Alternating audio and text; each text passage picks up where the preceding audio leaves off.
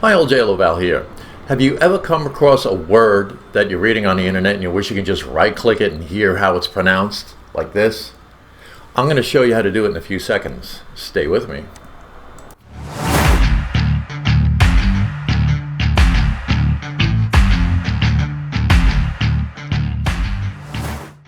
Yeah, so what led me to search for a program that actually sounds out the pronunciation of a word when you right click it was this little article I was reading on the immune system. So what I did is I went to the Chrome web store and chose an extension, and typed in right click pronounce and came up with these three programs. And so this one looked good. One click translate. It's got over 5,000 reviews, close to 5 stars, so I installed it. That's why you don't see the add to Chrome, because it's there already.